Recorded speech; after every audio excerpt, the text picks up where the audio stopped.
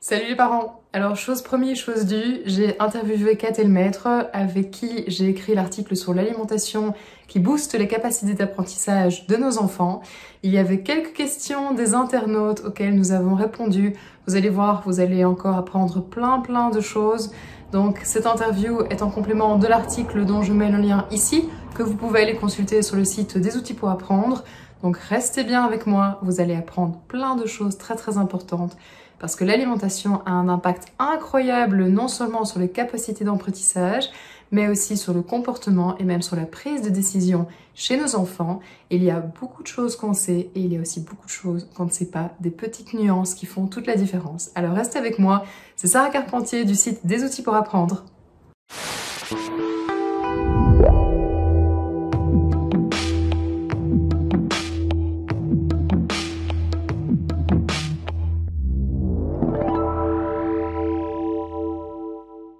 Bonjour Katey.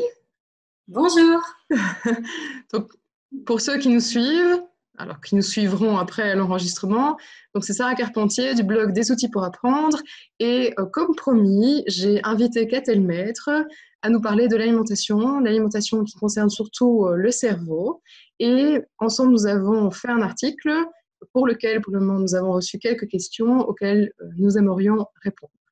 Alors, d'abord, je vais simplement expliquer comment j'ai rencontré Catel. Donc, il faut savoir qu'il y a 2 ans de cela, ou un an de cela, je ne me souviens plus, on va dire il y a 2 ans de cela, j'étais à un festival sur l'éducation. Et parmi toutes les interventions auxquelles j'ai eu la chance d'assister, vraiment celle de Catel Maître est celle qui m'a scotché. Alors déjà, à la base, c'est vrai que l'alimentation n'est pas quelque chose, c'est pas un domaine dans lequel je m'y connais forcément. Je pense que comme beaucoup de parents qui étaient présents ce jour-là, on a appris énormément de choses. C'est vrai qu'après, j'ai supplié Catel de pouvoir écrire un article avec elle parce que effectivement, en ce qui concerne l'apprentissage des enfants, il y a beaucoup de choses qui sont importantes, donc la façon de s'organiser, la façon de mémoriser, le sommeil, l'activité physique, etc. Mais s'il y a bien une chose aussi qui est vraiment importante, c'est l'alimentation. Et si l'alimentation de l'enfant n'est pas adaptée, on a beau, je pense, faire ce qu'on veut à T'es côté, à un perdu. moment donné, ce Ah, sera perdu. Euh, ah, oui, connexion Internet instable. C'est ce que tu as vu. Oui, ça commence déjà. Voilà, le petit souci du technique. Première interview, première fois avec ce logiciel. Donc, j'espère que ça n'arrivera pas trop souvent. Voilà, mes enfants sont en train de regarder un film et donc peut-être que ça aussi ça joue. Voilà. oui. Donc voilà, bah, écoute, Catel, je te laisse te présenter alors. Je vais mettre le lien aussi vers ton blog. C'est très intéressant d'aller le voir. Il y a beaucoup d'informations. Et je me souviens aussi qu'à la fin de cette intervention, et c'était une des premières fois que je voyais ça, tout le monde s'est levé et a commencé à applaudir l'intervention de Catel. Je ne sais pas si tu t'en souviens. Voilà, même moi, quand je fais des séminaires à la fac, personne ne se lève. Mais donc, ils applaudissent de temps en temps de façon polie. Mais à part ça, voilà, déjà, je vais te présenter. Je vais arrêter de parler. Eh bien, merci Sarah. C'est très gentil déjà de m'avoir proposé de pouvoir répondre aux questions suite à cet article que tu as magnifiquement écrit. Je suis naturopathe depuis je ne compte plus maintenant, mais ça doit faire 23 ans à peu près, quelque chose comme ça. Évidemment, dans la naturopathie, l'alimentation, c'est le centre, hein, c'est le centre de tout. Et puis après, bon, ça amène à plein d'autres choses aussi. Donc, ça permet, c'est très vaste comme sujet, ça permet de se focaliser non pas sur un seul aspect de la personne, mais d'avoir comment dire, une vision d'ensemble et de voir la santé voilà, par différentes entrées. Donc, je m'intéresse aussi beaucoup évidemment aux plantes, à la puissance qu'ont les plantes et leur capacité d'aider le corps à retrouver sa santé naturelle, puisque pour moi, c'est ça en fait. Si jamais on a une alimentation qui nous correspond, parce qu'évidemment, il n'y a pas une alimentation idéale pour tout le monde. Il faut vraiment que chacun trouve ce qui lui correspond et ça évolue dans le temps. Donc, il faut vraiment suivre cette évolution. Prendre soin de soi avec de temps en temps peut-être s'aider par les plantes. Et puis voilà, quoi, normalement, on est en pleine forme. Voilà. Effectivement, je pense que c'est intéressant aussi de se dire qu'il faut évoluer, que l'alimentation évolue avec le temps. Je me souviens que grâce à ton intervention, et ça je l'avais dit dans la vidéo introductive qui annonçait notre interview, Nous, à la maison, on a changé le petit déjeuner. Donc, le petit déjeuner n'était pas très, très sucré, mais quand même, il y avait la fameuse petite tartine à la confiture, ou ce genre de choses. On a essayé de trouver des alternatives. Puis on s'est dit, allez, au moins, le petit déjeuner, maintenant, c'est bon. Mais non, en fait, peut-être qu'effectivement, avec peut-être l'évolution, les goûts aussi, et surtout peut-être ce qui peut nous arriver. Donc voilà, personnellement, voilà, les problèmes de glycémie ou des choses comme ça, il va falloir constamment réadapter, etc. Donc voilà, c'est quelque chose, c'est un travail de tous les jours. C'est un travail de tous les jours, c'est un sujet très vaste, l'alimentation, parce qu'il y a, il y a la nature des aliments, il y a la qualité des aliments, la quantité aussi qu'on utilise, et puis aussi la nature intérieure, c'est-à-dire que l'état de notre terrain, on n'est pas tous aptes à assimiler les mêmes aliments de la même façon, donc on ne va pas avoir les mêmes effets. C'est pour ça qu'on ne peut pas généraliser, on ne peut rien généraliser. Et le fait de voir des régimes ou des cures voilà, qui se globalisent, ça n'a aucun intérêt parce que c'est peut-être pas du tout ce dont on a besoin. Ok, ok, très bien. Mais c'est encore une nuance importante à apporter. Alors, justement, on parle de nuances. Ça m'a fait une perche pour le sujet que nous allons aborder. Donc, parmi toutes les questions que nous avons récoltées, il y en a une qui revient quand même assez souvent. Bon, évidemment, on parle beaucoup de sucre actuellement. Et voilà, on voit de plus en plus, on va dire, deux camps. Alors, je ne vais pas dire deux camps qui s'affrontent, mais quand même deux camps avec deux opinions assez divergentes par rapport au sucre. Donc, un camp qui voudrait priver le sucre priver le sucre, disons, limiter au maximum la consommation du sucre par les enfants parce qu'effectivement, il y a des effets addictifs que je vais rappeler. Et à côté de ça, un camp qui dit, mais non, priver l'enfant, c'est certainement la dernière chose à faire. Et de toute façon, même, est-ce que c'est faisable? Donc, par rapport aux effets addictifs et pourquoi on voit certains adultes notamment, qui font des cures comme ça de peut-être 60 jours sans sucre et qui effectivement en retirent des effets vraiment bénéfiques.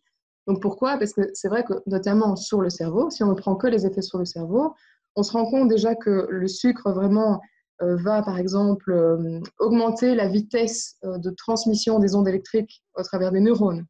Alors, le sucre va aussi venir activer le circuit de la récompense, mais avec des doses toujours plus importantes. Donc, les adolescents, par exemple, qui consomment du sucre, doivent avoir des doses toujours plus importantes pour y retrouver leur plaisir.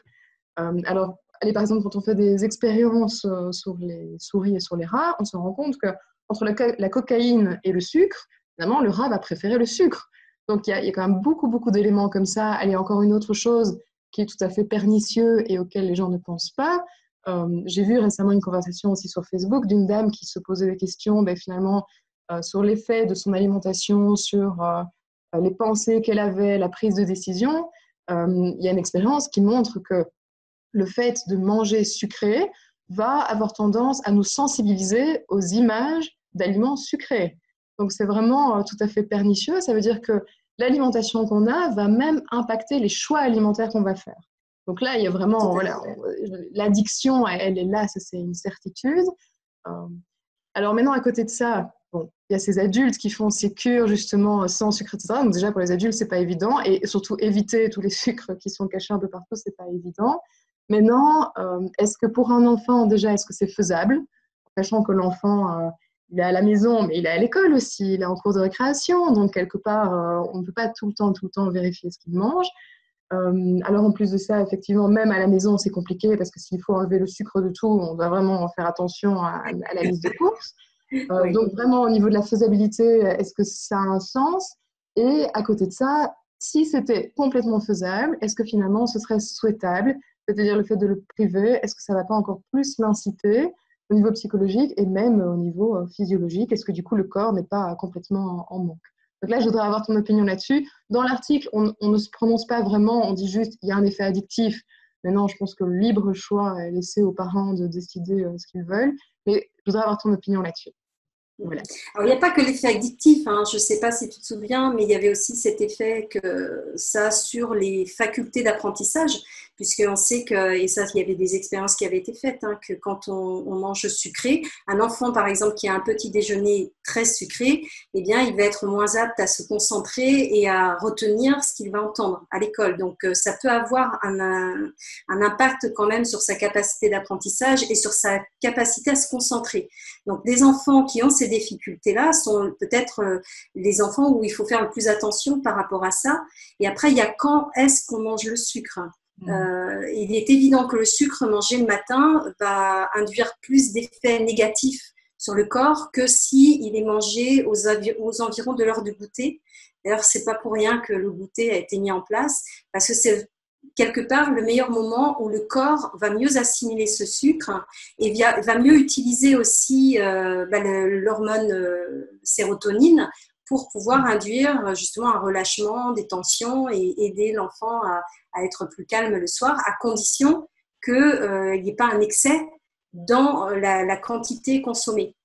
Après, il y a sucre et sucre, hein, il y a différentes qualités. Il y a souvent ça qui est oublié chez les personnes.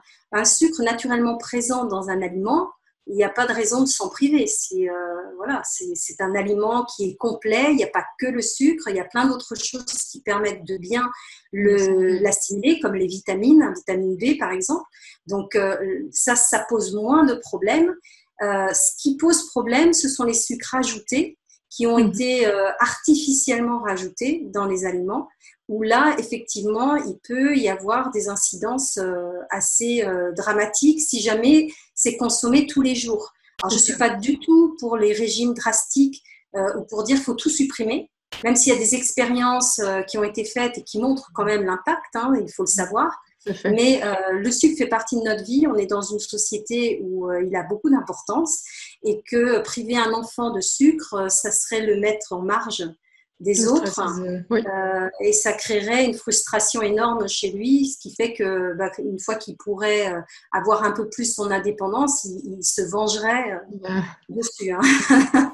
Et on a bien vu des enfants, des enfants qui sont privés de sucre chez eux, dès qu'ils sont invités à un anniversaire, ils se gavent. Et c'est ça, cet accès en une seule fois d'un sucre, d'une grande quantité de sucre qui peut faire peut-être plus de dégâts.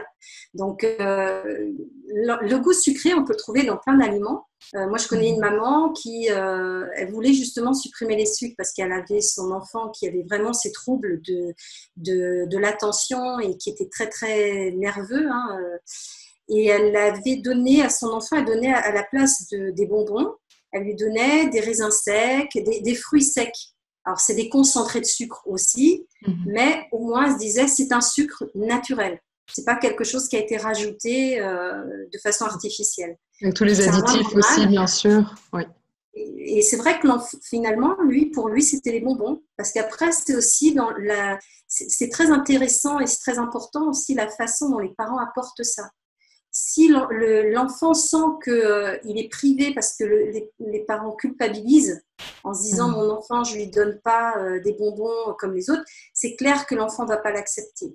Si le parent lui présente ça comme au contraire, c'est très bon, c'est encore meilleur que les bonbons chimiques qu'on peut trouver, vous allez voir que l'enfant il va adorer, il va même réclamer. Moi je connais plein d'enfants comme ça qui préfèrent par exemple les fruits secs aux bonbons qu'on trouve dans les rayons des grandes surfaces. Donc, il y a ça aussi. C'est vraiment aussi la croyance des parents. Oui, parce que l'enfant, il n'est pas dupe. Hein, il ressent tout ça. Oui, et puis l'exemple des parents aussi. Finalement, quelle est l'alimentation des parents? Moi, j'ai une anecdote par rapport au fait déjà de voir un enfant qui se rue sur quelque chose qu'il n'a pas l'habitude d'avoir. Donc, il faut savoir que nous, on ne prive pas, personnellement. On limite, par contre. Et en ce qui concerne les chocolats et les bonbons, mon mari avait décidé d'acheter une petite armoire dans laquelle il stockait tout et qui était fermée avec un cadenas. Donc, on s'était dit comme ça, au moins, on peut simplement vérifier à quel moment ils veulent en manger, la quantité qu'ils sont mangés, etc. Donc, simplement pas dans le but de priver, mais dans le but de contrôler un peu mieux, même si j'aime pas ce terme. Et en fait, ce qui s'est passé, c'est que notre fils, pendant que nous étions dans le jardin, a été chercher la visseuse du papa. Il a été dévisser les 3 vis du verrou avec le cadenas et c'est comme ça. Après, tout fier, il est venu nous montrer évidemment, mais à quel point, effectivement, quelque part, c'était dans son cerveau de se dire, il y a ça là, et je vais trouver un moyen pour y accéder, alors qu'on ne le prive même pas. Donc ça, c'est déjà une chose. Et ce qu'on a vu aussi, effectivement, la façon dont sont amenés les aliments. Ben nous, donc, comme je disais, on a changé le moment, grâce à toi, on a changé le moment du petit, pas le moment, on a changé le mode du petit déjeuner.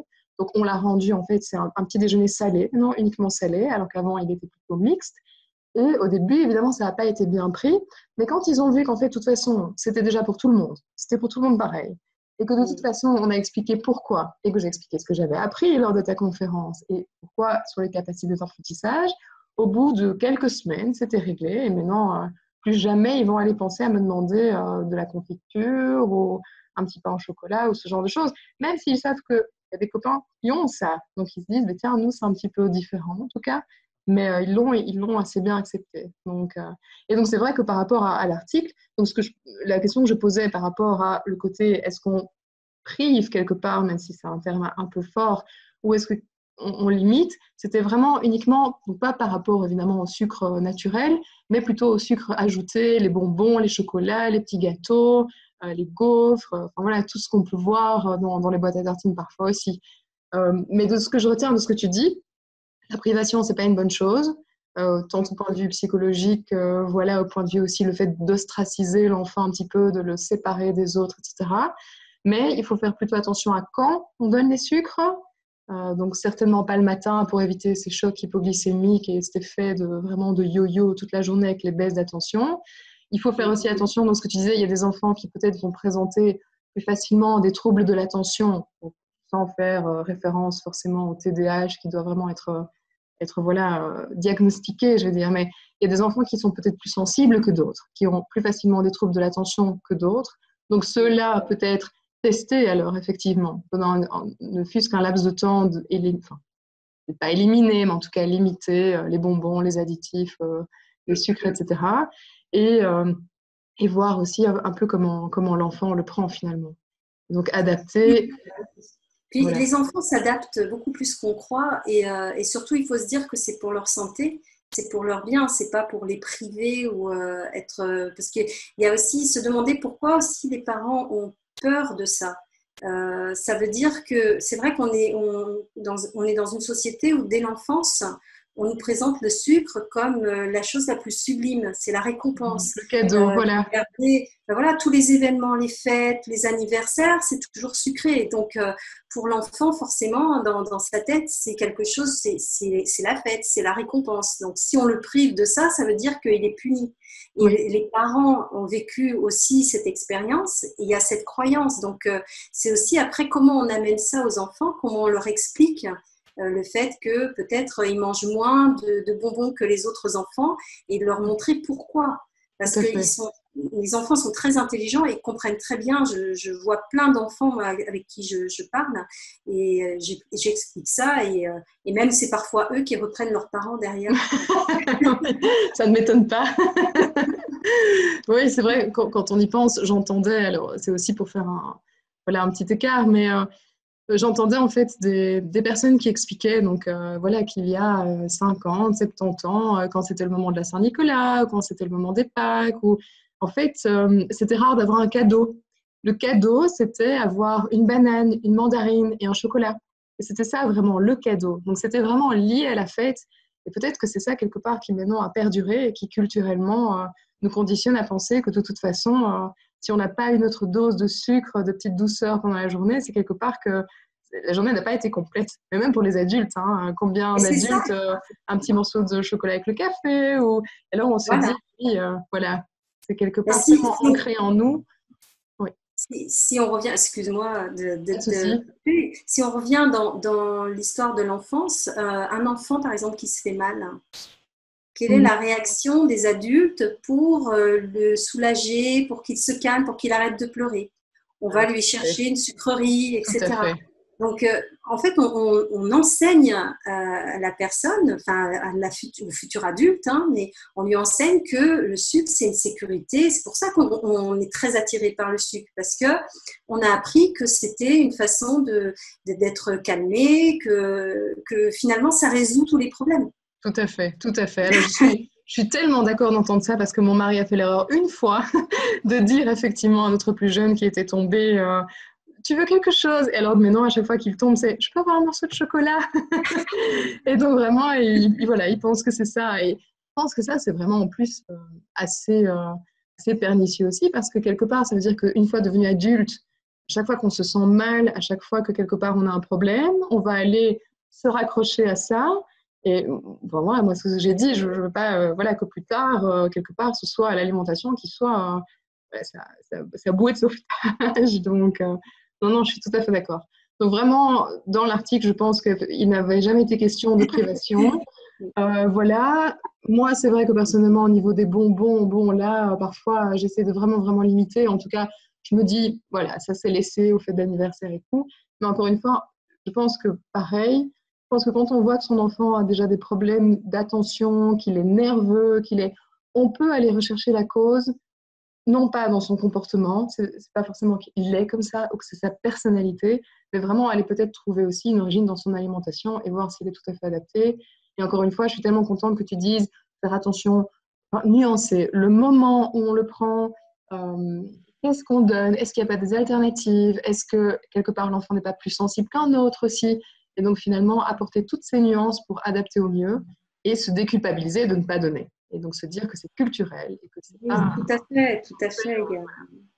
Et la qualité, puisque justement, si on veut effectivement ne pas marginaliser complètement l'enfant et lui permettre aussi d'avoir accès à ces aliments-là, peut-être aussi la chose qu'on peut faire, c'est donner de la qualité. Parce que là aussi, il y a des grosses différences entre que ce soit les bonbons, les gâteaux, etc. On a de tout et on a le moyen au moins d'avoir une action là-dessus. tout à fait. Une amie qui me rappelait l'importance du fait maison et de l'industriel. Voilà, Oui, avec le choix aussi. Faire des crêpes, mais quel type de farine? Les œufs, ils proviennent d'où?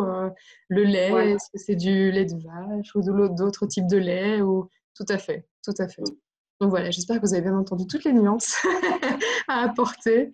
Alors, je ne sais pas si tu veux qu'on passe peut-être aux autres questions qu'on avait Oui, reçues. Oui? si tu veux. Alors, je regarde. Alors, il y avait quelques questions qui concernaient maintenant le soja. Alors là, je ne connais vraiment pas du tout. Donc, dans tout ce qui était soja, on avait dit donc le soja qu'il valait mieux que ce soit lactofermenté. Et alors, par Oui. exemple, il y avait une internaute qui disait, du coup, le tofu, les protéines de soja texturées, donc elle lui disait, je suis végétarienne, est-ce que c'est bon ou pas? Et quid du sétan? Blé, donc gluten. Donc ça, c'est encore une autre question. Mais donc vraiment, soja, est-ce que uniquement lactofermenté? J'avais une autre question encore comme ça qui se rapprochait un petit peu avec une dame qui me disait les Asiatiques consomment le soja sous forme lactofermentée, point d'interrogation. Je Alors, ne j'ai suis pas entendu la question, parce que tu as été coupée. pas de souci. Je pense que il y a des petits loupiaux là qui utilisent aussi ma bande passante. Donc, alors, les Asiatiques consomment le soja sous forme lactofermentée, point d'interrogation. Donc déjà, première question, parce que c'est une question multiple. Je ne sais pas si tu as vu, donc le soja avec plein de petites questions. Alors, est-ce que vraiment les Asiatiques consomment le soja sous forme lactofermentée? Ça, c'est la première question. Alors, je t'ai encore perdu, ça y est, c'est bon. Très bien. Donc, par rapport au soja, les Asiatiques d'aujourd'hui, je ne suis pas sûre qu'ils utilisent aujourd'hui maintenant tout systématiquement du soja lactofermenté, mais ce qui est sûr, c'est que dans leur culture traditionnelle, oui, c'était lactofermenté et jamais il ne leur serait venu à l'idée de manger du soja d'une autre façon. Tout simplement parce que le soja, comme ça à l'état brut, contient des agents, des agents antinutritionnels en fait, qui bloquent les enzymes. C'est-à-dire que si jamais on mangeait le soja, et en plus pour les végétariens, des fois c'est tous les jours, ce qui peut paraître quand même assez excessif, ça bloque leur capacité enzymatique. Donc, ça veut dire que ça bloque leur assimilation des nutriments, des vitamines, des protéines, etc. Et ils vont se carencer petit à petit. Ça, c'est un des aspects.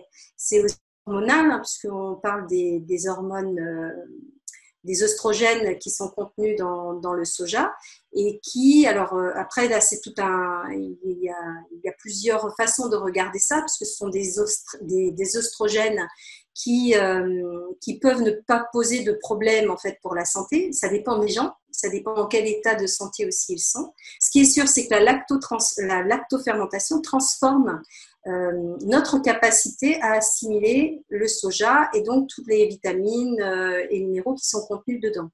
Donc, oui, la lactofermentation, c'est vraiment pour le soja la condition, en tout cas si on veut être capable de ne pas se carencer à cause du soja, c'est vraiment passer par la lactofermentation. Et la lactofermentation, ça veut dire que c'est vivant, ça veut dire qu'il y a des enzymes dedans. Et s'il y a des enzymes, il est évident que si on fait cuire au-delà de 40 degrés cet aliment, eh bien, on perd la qualité enzymatique, donc on perd l'intérêt de la lactofermentation. Donc, quand on achète du soja lactofermenté, qu'on trouve généralement dans les rayons frais des magasins bio, il est évident qu'on peut peut-être un peu les faire tiédir, mais il ne faut pas que ça dépasse 40 degrés. Donc, généralement, on le mange plutôt, par exemple, dans une salade ou agrémenté ou macéré, mais certainement pas en le faisant cuire, comme je vois très souvent. Comme pour tout ce qui est lactofermenté, d'ailleurs, c'est la même condition. Donc, on peut le faire, hein, mais du coup, ça n'a aucun intérêt. Ok, très bien. Et donc, ça veut dire que quand on achète, par exemple, du tofu ou, je ne sais pas, peut-être des choses, alors je connais moins, mais des choses toutes préparées, est-ce que du coup, ça a été déjà transformé ou comment ça se passe? Le tofu, c'est du lait de soja qui a été caillé grâce à du nigari. On met du nigari dedans. Et tout dépend justement comment il est fait. Alors, généralement, les industriels, même en bio, ne se fatiguent pas parce qu'il faudrait faire bouillir le lait de soja pendant une demi-heure, un gros bouillon, pour éliminer justement ces facteurs anti-nutritionnels. Et c'est pas ce qui se passe en règle générale. Donc, ça veut dire qu'il n'y a pas vraiment de fermentation par la suite non plus et qu'on est très loin de la lactofermentation. C'est plus du tout le même produit. Donc, le tofu, il y a le tofu juste comme on connaît et celui qui est lactofermenté, qui est vraiment, en tout cas en termes nutritifs et nutritionnels, vraiment le plus intéressant. L'autre tofu, ça va être pour se donner un remplaçant, on va dire, de la viande, si on veut, en termes de protéines. Et encore, est-ce qu'on va vraiment assimiler ces protéines? Parce que la question se pose aussi là. C'est-à-dire que si on n'a pas cette capacité enzymatique à les assimiler, voilà. Et le fait d'en manger tous les jours, comme certains font, c'est de pire en pire, en fait. Oui, tout à fait. Je pense à tous les végétariens qui nous écoutent.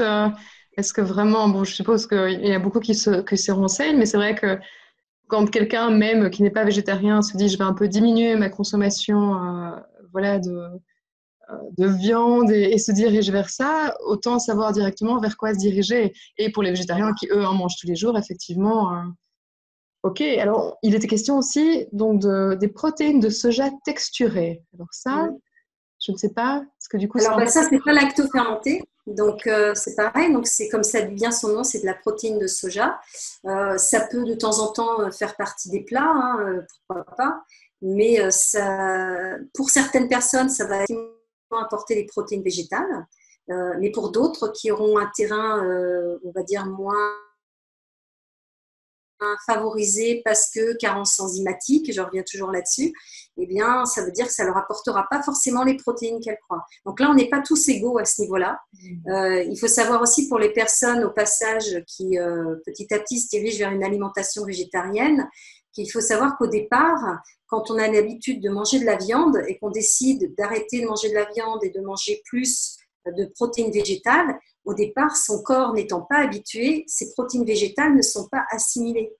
Donc, il faut un certain laps de temps d'adaptation pour le corps pour qu'il puisse vraiment assimiler ces protéines végétales. Donc, il faut toujours y aller petit à petit par étapes. Ok.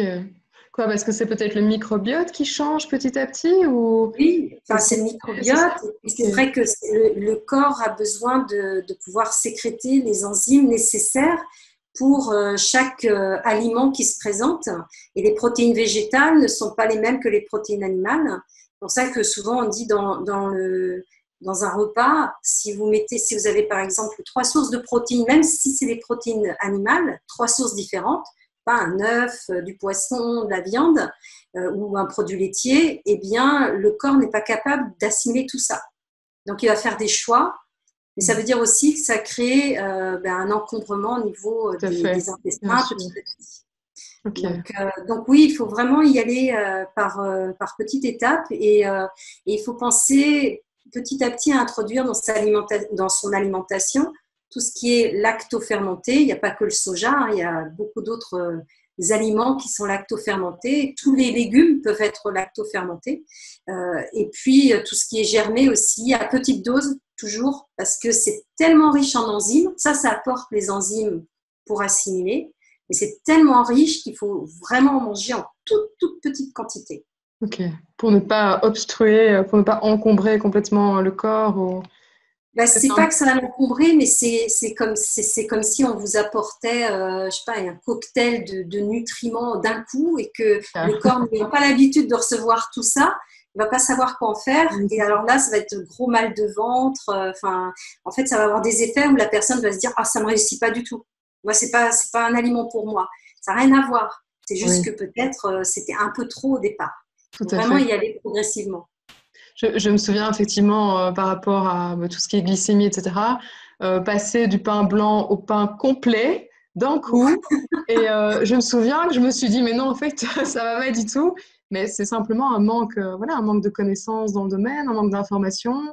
Se dire, mais non, en fait, il aurait fallu passer d'abord à du semi-complet, même rester à ce niveau-là, à ce niveau de l'acidification, etc. Ok, très bien, très bien. Et alors, tu parlais de poisson, et là, j'ai une question personnelle. Je rajoute mes questions, j'en profite. Donc, par rapport au poisson, moi, j'adore le poisson, mais c'est vrai que maintenant, bon, on entend de plus en plus la problématique du mercure par rapport au poisson, notamment qu'il faut faire des choix. Alors, on a des tableaux qui nous montrent quel type de poisson, est-ce que ceux-là doivent être limités en quantité par semaine, enfin en fréquence de prise par semaine ou pas. Donc, on entend beaucoup, beaucoup de choses. Bon, il est clair que moi, je pense que le saumon, alors tout ce qui est thon en barquette, bon, alors évidemment, les barquettes d'alu, c'est encore une autre question, mais tout ce qui est thon, bon, je me suis dit pourquoi pas.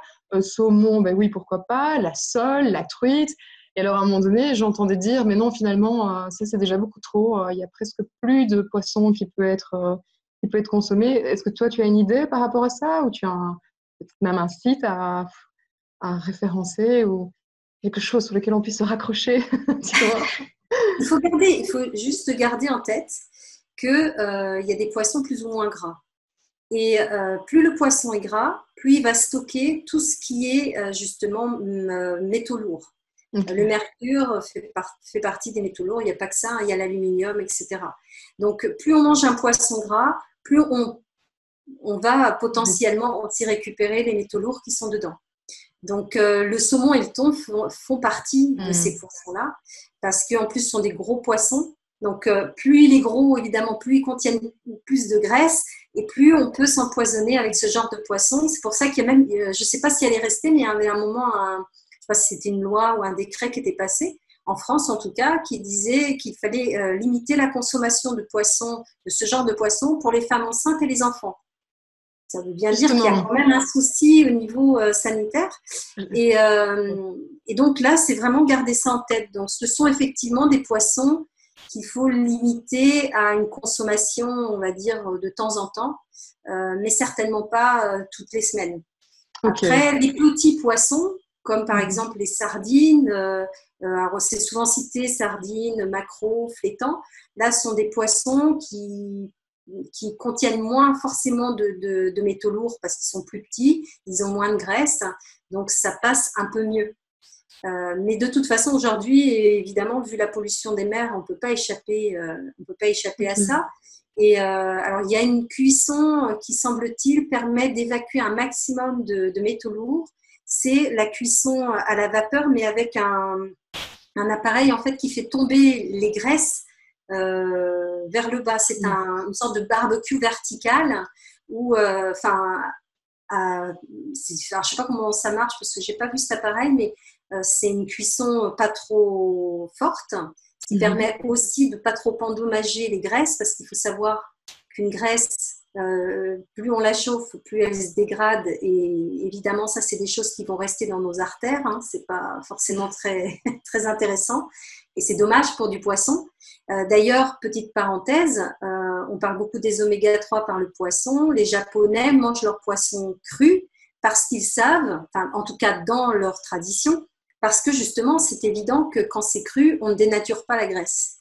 Et un oméga-3, c'est une graisse qui est tellement sensible que dès qu'on la met en contact avec la chaleur, elle se dégrade. Oui, donc, tout à fait. ce n'est pas forcément la meilleure façon d'en consommer. Mais alors, comment faire pour... Parce que là aussi, je pense à nos enfants. Bon, on sait que tout ce qui est oméga-3, bonne graisse, au niveau de la paroi, des cellules, notamment au niveau du cerveau aussi, c'est très important. Donc, on se dit d'un côté, on a envie de leur donner des oméga-3. On a envie... Alors, il y a aussi, culturellement, aller au moins une fois du poisson par semaine. Bon, ça, on va dire, on met ça de côté. Mais quelque part, donc, on a envie de leur donner des bonnes graisses, des oméga-3, notamment via le poisson. Et de l'autre côté, donc on a ce risque avec les métaux lourds. Alors finalement, comment on peut balancer les deux? Donc tu disais peut-être alors faire du poisson, mais dans ce type d'appareil à vapeur avec les graisses qui tombent dans le fond. Ça te Voilà. semble une solution et alors à une fréquence quand même pas toutes les semaines ou quand même on peut considérer une fois par semaine si c'est ça? Voilà, si on a cette méthode de cuisson, ça permet déjà de pouvoir manger un peu plus de poisson sans prendre trop de risques. Évidemment, après, les métaux lourds, c'est toujours bien de temps en temps de faire peut-être une cure, sachant que chaque métal lourd, si je puis dire, a sa particularité. Et donc, on s'est rendu compte, par exemple, pour ce qui était mercure, que tout ce qui était chlorelle, la chlorelle, qui est une algue d'eau douce, permettait d'éliminer, mais c'est sur le long terme, hein, parce qu'il ne faut pas se leurrer non plus, les métaux lourds, ça reste justement dans nos graisses, et aussi dans le cerveau, il y en a quand même particulièrement. Donc, on peut quand même, moi j'ai vu des personnes qui ont ressenti beaucoup de bienfaits au bout de quelques mois en faisant des chlores de chlorelle. Après, on peut rajouter, parce qu'il y a un protocole, hein, c'est le protocole du docteur Kleinhardt. Après 3 mois de chlorella, on peut rajouter, par exemple, de l'ail des ours et de la coriandre dans son alimentation pour finir ce processus de nettoyage. Okay. Ça, c'est pour le mercure. Et pour l'aluminium, c'est les cures de silice qui font du bien aussi. Et je pense que le mercure et l'aluminium sont les 2 métaux lourds qui posent le plus de problèmes actuellement au niveau des fonctions cognitives. Ok, mais ça, je suppose que ce genre de cure, on le réserve plutôt aux adultes, ou on peut aussi en faire aux enfants, ou c'est plutôt pour les adultes alors, ça? Ça dépend de l'âge des enfants. Les jeunes enfants, c'est pas la peine, parce que vu leur jeune âge, ils n'ont quand même normalement pas eu le temps de s'empoisonner. Oui, espérons. Même si on a retrouvé dans le sang des enfants beaucoup de choses qui ne devraient pas y être. Mais c'est vrai qu'à partir de l'adolescence, c'est quelque chose qu'il faut pouvoir envisager. Ok, très bien. Il y a des choses qu'il va falloir rajouter dans l'article encore, je crois. Il y aurait tellement de choses à dire. C'est tellement vaste, c'est tellement intéressant. Et c'est à la fois tellement intéressant et c'est un peu terrifiant aussi. Parce que quelque part, je pense qu'il y a tellement de choses, voilà, quand on n'est pas dans le domaine, il y a tellement de choses qu'on ne sait pas. Et donc, quelque part, on fait des choix, mais un petit peu à l'aveugle, et des choix pour soi et des choix pour ses enfants aussi, alors que c'est tellement impactant. Et en parlant de l'aluminium, je me souviens, alors là, évidemment, moi qui ai travaillé dans les vaccins, j'ai tout de suite vu cette question. Mais effectivement, il y a quelqu'un qui disait, alors, au sujet des métaux lourds stockés dans les graisses et donc dans le cerveau, quoi penser des vaccins? Alors, quelle est ton idée là-dessus?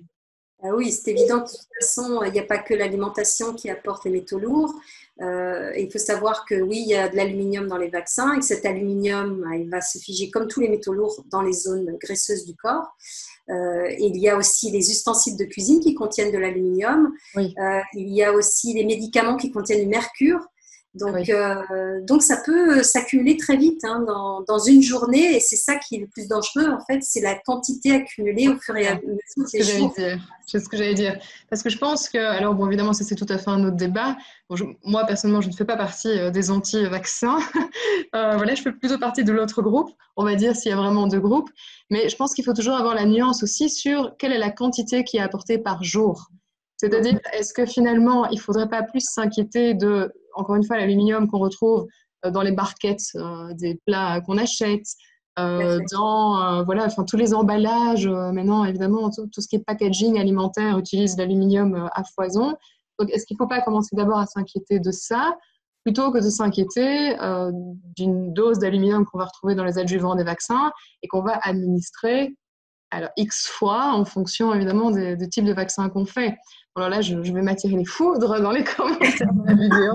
Mais je pense que c'est une question de nuance à apporter aussi. Je me souviens à l'époque, on parlait, et encore on en parle maintenant, énormément de tout ce qui est BPA dans les biberons voilà, des bébés, etc. Donc on voit BPA free, donc bisphénol A free, partout sur les biberons, et c'est une bonne chose, c'est pas ça.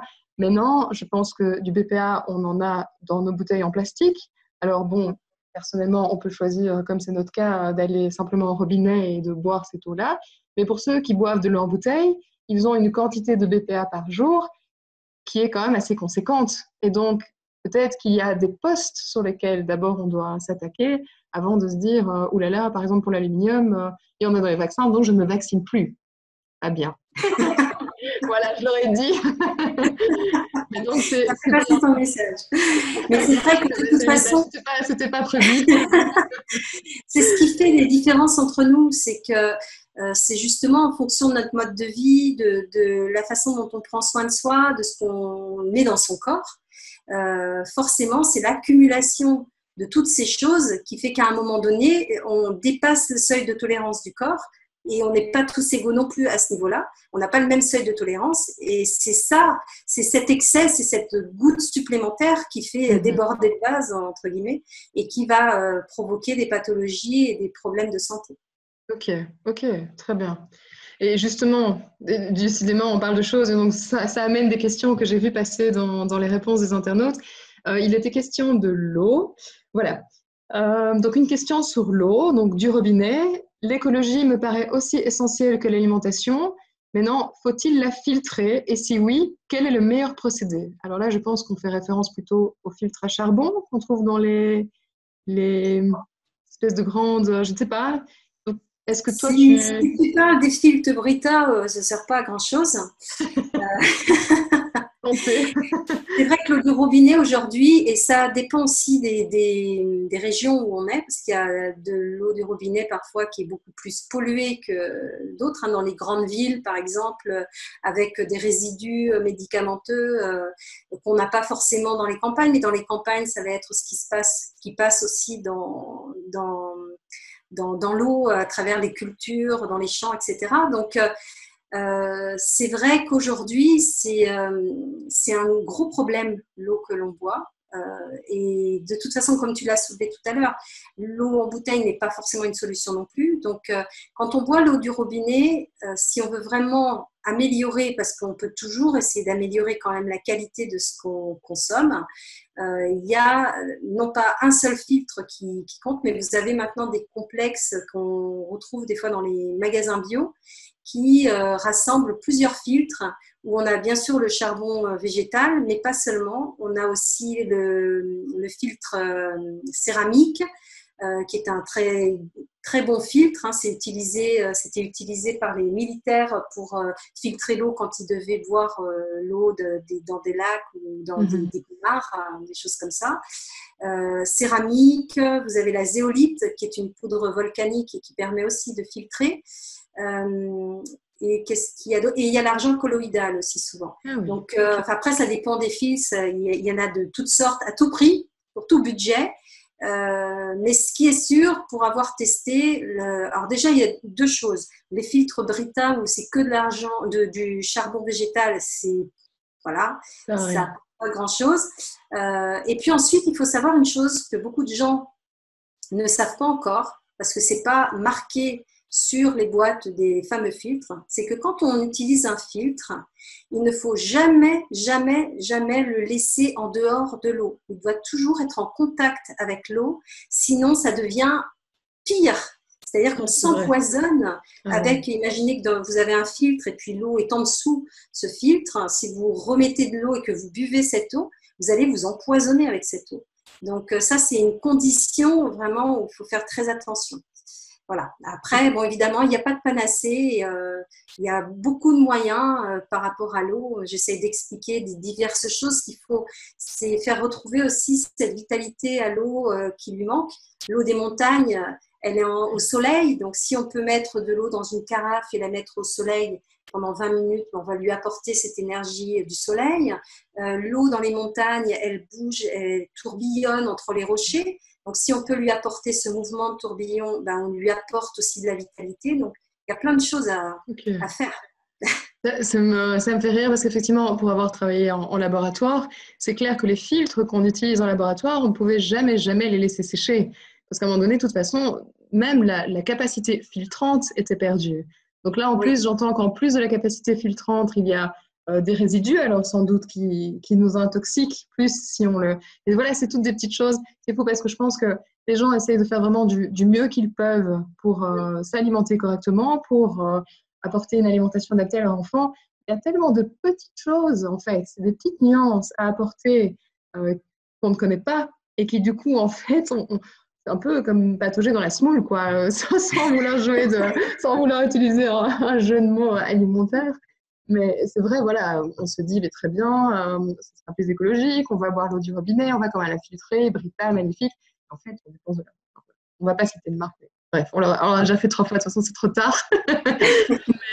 mais quelque part, voilà, c'est des choses qu'on ne sait pas. Je pense que, Catel, tu vas venir vivre un peu avec nous et tu vas nous dire tout ce qu'on... Parce que je pense que, honnêtement, cette interview, je réalise, non, finalement, il y a encore plein de choses. Donc, je rappelle quand même que Catel a un blog sur l'alimentation, sur la naturopathie. Donc, je n'arrête pas de bouger, donc il y a mon ordinateur qui bouge aussi. Donc, elle a un blog, je pense qu'il faut absolument aller le voir. Il y a tellement d'informations. Je pense que déjà, simplement dans cette vidéo, alors déjà avec l'article à la base qui a été écrit, et si on rajoute encore cette vidéo aussi, il y a encore tellement de choses que j'ai appris. J'ai l'impression que ça ne finira jamais. C'est à la fois génial et complètement terrifiant. Non, il ne faut pas garder cette idée de terrifiant. Surtout pas, parce que la chose principale qu'il faut savoir par rapport à l'alimentation, c'est que déjà, au contraire, il faut être en accord avec ce que l'on mange. Quoi que l'on mange, quoi que l'on met dans son corps, et c'est valable d'ailleurs même aussi pour les médicaments, c'est vraiment d'être en accord enfin, si jamais il y a le moindre doute, par exemple, par rapport à ce qu'on mange, ça crée un blocage intérieur et c'est là où on risque d'avoir le plus de soucis. Okay. Donc, vraiment être d'accord, je suis désolée, j'ai chaud. Je pense que ceux qui nous écoutent aussi. Mais c'est vraiment la chose la plus importante qu'il faut retenir, c'est-à-dire que l'alimentation, il faut être avant tout en accord. 100%, voilà, en accord, en résonance avec ça, et quelle que soit cette alimentation, parce qu'il y a des gens qui me disent, oui, mais moi, je n'ai pas la capacité d'avoir accès à des aliments de qualité, etc. Eh bien, ok, alors demandez à votre corps de faire la part des choses. C'est aussi en toute intelligence, puisqu'on peut aussi être en communication directe avec le corps et décider que on va l'aider à mieux gérer tout ce qui est, on va dire, additif et poison pour qu'il élimine plus facilement ça. Si on se bloque et où on culpabilise, ou oui, tout à fait. Je sais que c'est pas bon, mais je vais quand même le prendre, c'est la pire des choses à faire. Oui, donc, autant, voilà, j'ai envie de me faire plaisir, je me fais plaisir, et puis on a le droit de se faire plaisir, heureusement.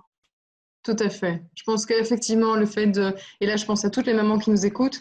Je pense qu'il y a déjà tellement d'occasions de culpabiliser. Enfin, récemment, c'était par rapport à l'utilisation des écrans, surtout avec les mamans qui devaient faire du télétravail alors qu'elles étaient en confinement. Alors, il y a la culpabilité de, voilà, est-ce que je fais les bons choix? Et notamment en termes d'alimentation. Donc, oui, encore une fois, je pense que ne pas culpabiliser, essayer déjà de faire au mieux, c'est déjà magnifique, je pense. Se poser des questions, essayer d'y répondre, c'est déjà pas mal. Je regarde. Oui. Y aller petite chose par petite chose, pas vouloir tout changer d'un coup. Ça, Tout c'est à pas fait. possible. Tout à fait. Tout à fait, parce que là, je pense aussi aux couples de parents. En général, déjà, il faut soi-même s'adapter, et puis tout doucement, il faut amener l'autre aussi à s'adapter aux nouvelles choses. Donc, Ouais. et il faut amener les enfants à s'adapter aussi à de nouveaux types d'alimentation ou des alternatives par rapport à ce qu'ils connaissent. Donc, oui, pas culpabiliser, y aller progressivement, même vis-à-vis du corps. Hein, tu disais que même le corps doit lui aussi s'adapter à un moment donné. On ne peut pas changer Exactement. radicalement, que ce soit, voilà, pour les végétariens, pour ceux qui doivent arrêter le sucre, parce que voilà, ils sont obligés, par exemple, ou Mais tout à c'est fait. ça, hein, quelqu'un qui arrête directement le sucre du jour au lendemain. Alors c'est sûr qu'on se déshabitue facilement du sucre, mais ça peut créer quelque part une sorte de une émotion qui reviendra un jour ou l'autre dans la vie de la personne et qui fera qu'elle craquera et qu'elle se fera encore plus de mal. C'est Tout à pareil pour fait. les personnes qui se mettent dans les régimes Les sans gluten régimes, du jour au voilà, lendemain. tout à fait, tout à fait. Parce que on est d'abord, ceux qui se mettent au régime sans gluten, c'est des gens qui sont allergiques. Or, c'est quand même pas la majorité. Et il ne faut pas non plus céder à une mode parce qu'il y a beaucoup, moi quand je regarde dans les rayons sans gluten, il y a beaucoup, beaucoup d'aliments qui sont faits avec du maïs. Et je ne sais pas si tu te souviens, j'avais dit que c'est Oui, la céréale la plus sucrée qui est vraiment oui, la tout moins à fait. intéressante au point de vue nutritif. Donc finalement, il y avait quelqu'un qui avait dit à juste titre, les personnes qui veulent éviter le gluten, elles vont finir par se créer du diabète en mangeant les aliments sans gluten, parce qu'ils sont bourrés de sucre avec le maïs. Donc, il faut vraiment faire la part des choses et faire en fonction des besoins réels du corps. Tout à fait. Voilà, Oui. j'ai dévié un peu sur ça, mais Non, non, pas du tout. Et en parlant de gluten, justement, il y avait une question aussi par rapport au sétan, où il était mis blé, donc gluten. Bon, c'était pas, ah ben, de toute façon, pas c'est que précis. du gluten. Le sétan, c'est du gluten. Ok, Clairement. Donc, ok. quelqu'un qui n'a pas de problème avec le gluten, pourquoi il n'en mangerait pas, hein, ça peut se manger. On sait tout de suite si le corps n'accepte pas ça, parce qu'il va réagir directement. Si vous mangez quelque chose à base de sétan et que tout d'un coup vous avez mal au ventre, peut-être que votre corps il vous dit j'ai pas trop apprécié. Oui, Donc, mais effectivement. s'il n'y a pas de réaction, voilà, à moins d'en manger Ah, tous les jours, et là, ce serait oui, exagéré. C'est comme pour oui, tout. Il faut bien sûr. rester raisonnable sur les quantités. Mais il n'y a pas, en tout cas, d'interdit par rapport à ça. Oui. Et tu disais aussi quelque chose d'intéressant que j'avais noté dans l'article quand il avait été fait, c'est que quelque part, maintenant, on a tellement ce lien entre les intestins et le cerveau que parfois les premiers symptômes ne se font pas au niveau des intestins, de l'estomac ou quoi, Tout à mais fait. par exemple par une migraine. Donc Oui, on peut se dire il y a un problème si on commence à avoir des migraines parce que quelque oui, part, c'est aussi la preuve que les deux sont tellement liés. Et à ce propos, donc j'invite les personnes à aller voir, je mettrai hein, à un moment donné, vous allez voir un petit encart avec l'article qui a été écrit. C'était fou de voir à quel point, même maintenant, on s'est rendu compte que vraiment les deux étaient liés, notamment qu'il y avait des cellules, si je me souviens bien, donc, inflammatoires qui arrivaient, donc, qui provenaient donc, de ce second cerveau, hein, donc il y a le système digestif, qui arrivaient jusqu'au cerveau qu'on pensait au départ être tellement bien protégé par la barrière hémato-encéphalique. Mais en fait, non, ces cellules inflammatoires vont vraiment aller dévorer les neurones. Et à ce propos-là, il y a aussi un reportage sur Arte qui était arrivé point nommé, dont il y a un extrait aussi sur la chaîne du blog que je vous mettrai, où vous verrez que vraiment, voilà, on pensait que les deux étaient, enfin, peut-être pas distincts, mais en tout cas séparés, que le cerveau était vraiment oui. protégé, mais c'est quand même pas forcément le cas, quoi. Ah ben, pas Donc, du tout. Pas du tout. voilà, Et c'est bien pour ça hein, qu'on peut voir si jamais il y a des aptitudes à pouvoir avoir une dégénération au niveau du cerveau, ça commence d'abord dans les intestins. Souvent, il suffit de regarder l'état de l'intestin de la personne pour connaître, entre guillemets, son avenir futur au niveau du cerveau si elle ne fait rien. Il est voilà. évident que c'est réversible, mais Oui, encore faut-il le savoir. oui, tout à fait. Encore faut-il réagir. Ok, Oui, et tu disais aussi quelque chose de très juste, que dans tout, évidemment, c'était la modération qui était, voilà, qui primait. Il y avait une question, et c'est vrai que moi, je m'étais posé la question aussi par rapport au miel. À un moment donné, il y a une phrase dans l'article, effectivement, où on disait mais quelque part que le miel, ça devait être de façon temporaire. Ah, voilà. Donc, une question aussi concernant le miel. oui. Donc, il est écrit de façon temporaire et sans excès. Pourquoi? C'était la première question qui concernait le miel. Il y en a une deuxième qui arrive. parce que le miel, c'est du sucre qui passe rapidement dans le sang. Et que pour moi, le miel, c'est un aliment sacré. Les abeilles, elles le fabriquent et il faut voir tout l'amour qu'elles y mettent. Hein. C'est pas comme ça. Non, tout à fait, ça Et prend du c'est temps. un aliment sacré, c'est vraiment je dirais un remède que la nature nous offre. Donc pour moi, le miel, c'est plus un remède qu'une alternative au sucre. C'est parce que, par exemple, le miel ne doit pas se faire chauffer. On ne doit pas l'utiliser dans les pâtisseries comme on voit. Pourquoi? Parce que le miel, il est vivant. Il est riche en enzymes. Vous savez, les enzymes dont j'ai parlé tout à l'heure, c'est ça. C'est-à-dire que si on fait chauffer le miel au-delà de 40 degrés, on tue tout ce qu'il y a dedans et qui en fait justement un aliment extraordinaire. Et Tellement, ça devient juste un sucrant tout à sans fait, intérêt. tout à fait. Voilà. Et il y Donc, avait justement une question par rapport à ça. Donc, excuse-moi, je t'interromps. Il y avait oui. justement quelqu'un qui demandait, mais du coup, effectivement, par rapport à cette cuisson, par rapport à la modification du miel, je ne peux pas utiliser ça comme alternative du sucre dans mes gâteaux. Mais non, on perd l'intérêt, on perd la Ouais. richesse du miel. Alors évidemment, ça peut se faire, ça a un goût sucré, hein, c'est clair. On peut Mais peut-être utiliser le d'autres miel, c'est choses bien comme... plus que ça. c'est ça, c'est C'est bien tellement plus. plus. Et c'est tellement dommage, en fait, de dénaturer le Exactement. miel pour trouver une alternative au goût sucré. Et alors, par rapport à ça, bon, moi, je teste, hein, donc encore une fois, je m'y connais pas beaucoup, donc voilà, je teste de nouvelles choses. Le sirop d'agave, par exemple, est-ce que ça, c'est peut-être pas, du coup, une alternative pour le sucre dans les gâteaux? Et est-ce que, du coup, on le dénature aussi? Je ne sais pas. Alors, le sirop d'agave et le sirop d'érable, il faut savoir qu'ils sont quand même euh, modifiés pour Hmm. avoir cette texture. C'est-à-dire qu'ils Hmm. sont chauffés et le fait Pareil. qu'ils soient chauffés, bon, déjà, effectivement, ça n'en fait plus des aliments aussi intéressants que le miel, puisque on ne peut pas dire qu'eux, ils sont vivants. Donc, oui, ça peut être une alternative au sucre, mais il faut savoir que comme ça provient de plantes, euh, ça contient aussi pas mal de fructose. Donc, il faut faire attention à ne pas en Hmm. abuser. Tout à fait. Ok. J'expliquerai, s'il y a besoin, je pourrais expliquer pourquoi. Mais en tout cas, voilà. Donc, c'est des alternatives, mais pas en abuser, en tout C'est cas ça. dans la vie de tous les jours. Mais il y a Et plein de sirops hein, différents qui viennent de plantes et de sucre aussi différents. Parce que dans le sucre, quand on parle de sucre, souvent les personnes pensent au sucre blanc, mais le sucre complet ou le sucre de canne, alors on a le sucre complet, le sucre intégral, ce ne sont pas les mêmes parce que ça se voit au niveau de la couleur. oui, tout Plus à il fait. est intégral, plus il est vraiment noir. Oui, Et là, il est noir parce qu'il c'est même étonnant. contient tous les minéraux Mhm. de la plante de la canne à sucre. Donc là, c'est un sucre vraiment intéressant. C'est un peu comme le Ok. miel, il apporte des choses aussi qui sont bonnes pour le corps. C'est comme la Ok. mélasse noire qui est finalement ce résidu du raffinage de la canne à sucre hein, et qui contient tous ces minéraux qu'on a laissés de côté pour avoir un sucre blanc. Ok. Donc tout ça, ça peut être des Des alternatives et alternatives. après, ça dépend ce qu'on veut faire, évidemment. Ok, ok. Donc il y a d'autres alternatives et pas forcément effectivement le miel. C'est vrai que c'est tellement dommage de se dire que elles ont travaillé tellement dur pendant tellement longtemps Oui. que- et Gâcher, voilà, gâcher un gâcher une telle. produit exceptionnel. Tout à Et fait. c'est vrai qu'en plus, le miel aujourd'hui, quand on voit le miel qui est vendu, parce que malheureusement des abeilles, il n'y en a plus autant Mhm. qu'il y en a eu, et on voit dans les rayons des grandes surfaces du miel qui n'est pas du miel, puisqu'il remplace le miel par du sucre. Ah. Alors franchement, ça enfin, je sais pas, ça n'a pas de nom, parce que Oui, c'est c'est vraiment se moquer du consommateur, je pense. Et c'est effectivement, complètement se toucher à moquer du consommateur. quelque Oui. chose quand même qui est très beau. Et justement, il y avait encore une question par rapport au miel. Ah voilà, donc le miel est très bon pour la santé. De plus en plus de miels sont en fait fabriqués en laboratoire. Ces derniers sont-ils intéressants pour la santé?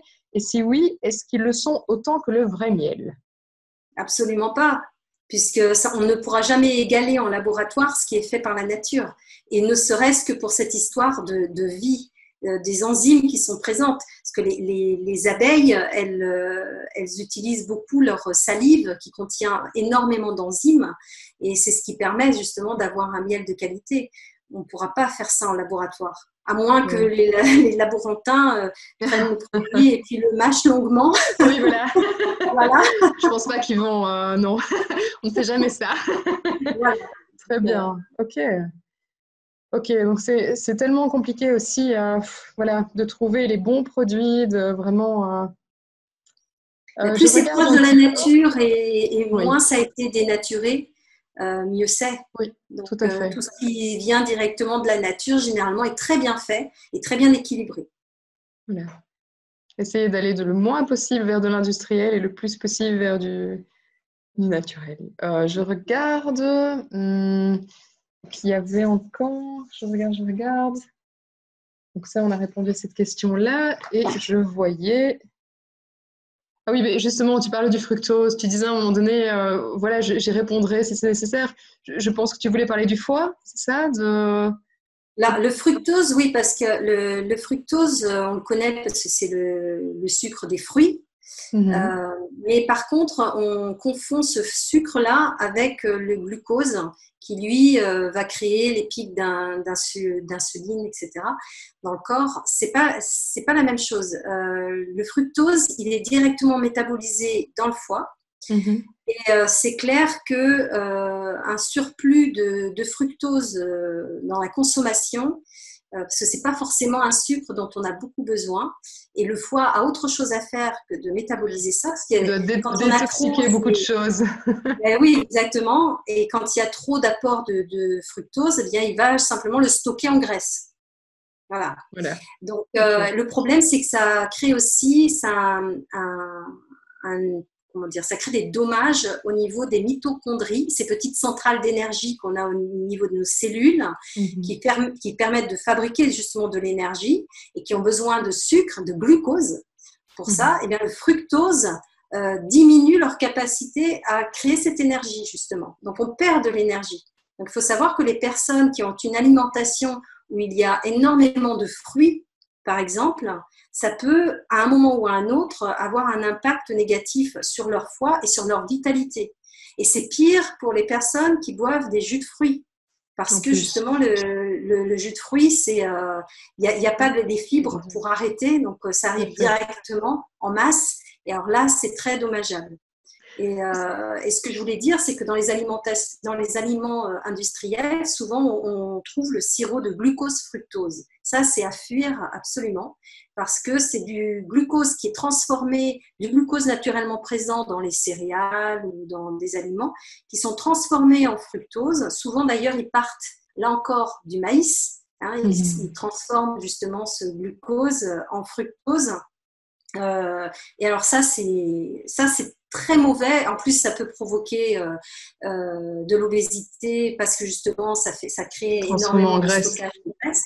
Mhm. Voilà, donc ça c'est pas bon du tout. Et il faut savoir aussi d'ailleurs par rapport au fructose que quelqu'un qui consomme une boisson ou un aliment qui contient du glucose, mais qui consomme en même temps du sel, ça peut se transformer aussi en fructose. Par exemple, un soda qu'on mange avec des chips, comme on Mhm. le voit quand même assez fréquemment, Oui, c'est et bien ça. ça, C'est pas extraordinaire.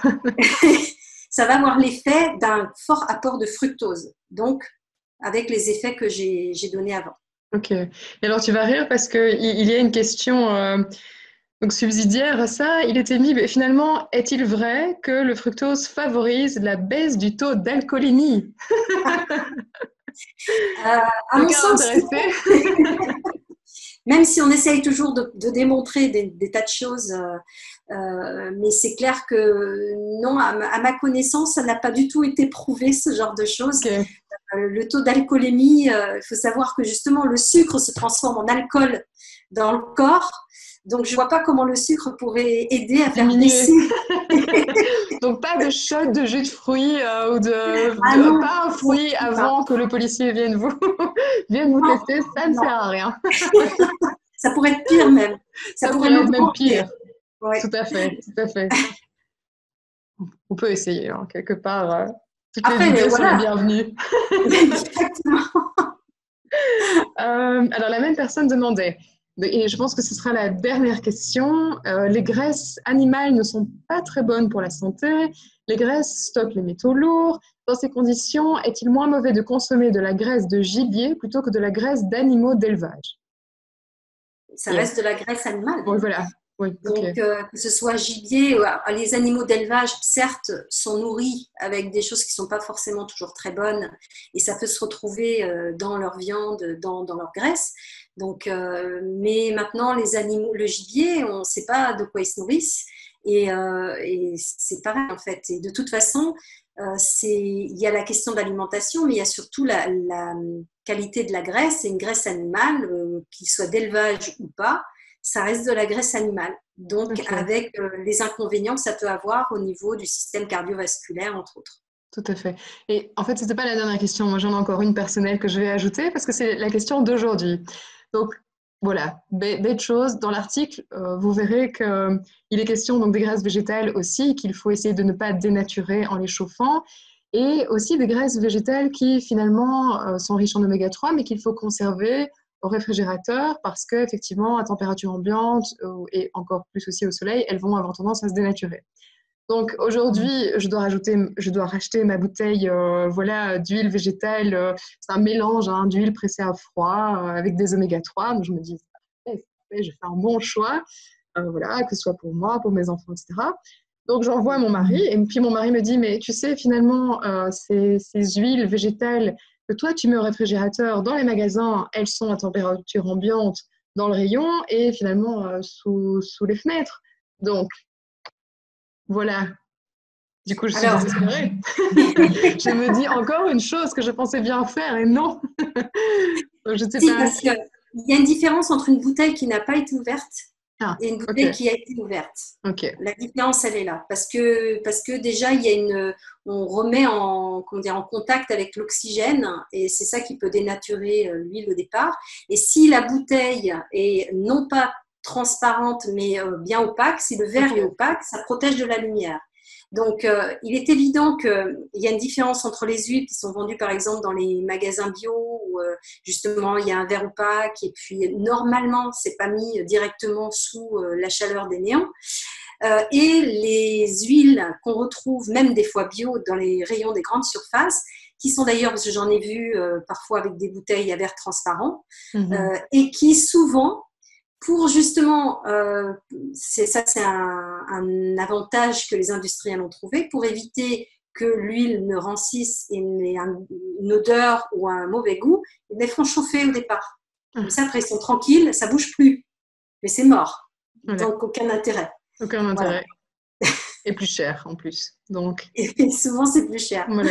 Tout à fait. Ok, ok. Donc, bien faire attention. Mais écoute, Catel, vraiment, je te remercie parce que je t'ai baladée à travers plein de questions, plein de sujets différents. Et je pense qu'encore une fois, voilà, tu m'auras appris et aux internautes aussi tellement, tellement de choses différentes, tellement de choses intéressantes et tellement surtout de choses utiles parce qu'encore une fois, je crois que on essaye de bien faire, hein, donc vraiment pas culpabiliser, c'est pas du tout le but de l'article, mais on essaye de bien faire et on se rend compte que malgré toute la bonne volonté du monde, il y a toujours des petits détails, il y a toujours des petites nuances qu'on ne connaît pas et qui finalement font toute la différence. Et donc C'est là, vrai. vraiment, je pense que allez voir l'article. Peut-être que quelque part, je transcrirai aussi voilà, cette vidéo sous forme de texte, comme ça peut-être voilà, pour les personnes, soit de vous regarder la vidéo, soit lire le texte. Je pense qu'il y a énormément de choses à apprendre. Et alors surtout, je voudrais que voilà, mettre en avant ton blog parce qu'il y a énormément, énormément de choses à apprendre. Je pense que tu donnes des formations aussi, notamment sur l'alimentation du cerveau. Là aussi, j'ai été scotchée de voilà, reparcourir la littérature scientifique qui existait sur ce sujet et de voir à quel point c'était tellement important et de voir que l'alimentation, encore une fois, donc surtout pour nos enfants, ça peut conditionner leur capacité d'apprentissage, ça peut conditionner leur comportement et ça peut même conditionner la prise de décision. Ça, c'est quand même dingue. Parce qu'on est tellement certain que finalement, nous, en tant qu'adultes, on prend nos décisions en toute conscience, qu'on est seul maître de ce qu'on décide. Et en fait, non, même le petit déjeuner va avoir un impact sur la façon dont vous réagissez à une réunion, sur les décisions que vous prenez. Est-ce que vous allez prendre des décisions qui sont audacieuses ou pas? Donc, c'est incroyable de savoir que même le petit déjeuner qu'on a pris va impacter sur ça. Donc, voilà, Oui. si vous prenez une décision audacieuse ou pas du tout, posez-vous la question, mais que qu'ai-je mangé juste avant de rentrer dans la salle de réunion? Est-ce que vraiment c'est moi? Donc voilà, je pense que voilà, vraiment Je ne sais pas si tu voulais rajouter quelque chose par rapport à toutes ces questions. Ah non, par rapport à ce que tu viens de dire, je ne sais plus qui disait ça, mais qui disait regarde ce qu'il y a dans ton assiette et ça te dira qui tu es. Et c'est exactement ça, parce que ça impacte sur notre humeur et sur comment on se comporte dans la journée. Donc, ça va dans les deux sens finalement. Tout à Ça va fait, dans les deux tout à sens. fait. Donc, faire les bons choix, d'une bonne alimentation, et puis l'alimentation vous le rendra, parce que du coup, vous ferez les bons choix suite à ce que vous venez d'ingérer. Donc, c'est C'est ça. un cercle vertueux, tout à fait. Mais franchement, un grand merci. Donc, n'hésitez pas à aller sur le site des outils pour apprendre pour tout ce qui concerne l'apprentissage, etc. N'hésitez pas aussi à aller sur le blog de Catel pour tout ce qui concerne l'alimentation, parce que je pense qu'il y a tellement encore de choses à apprendre.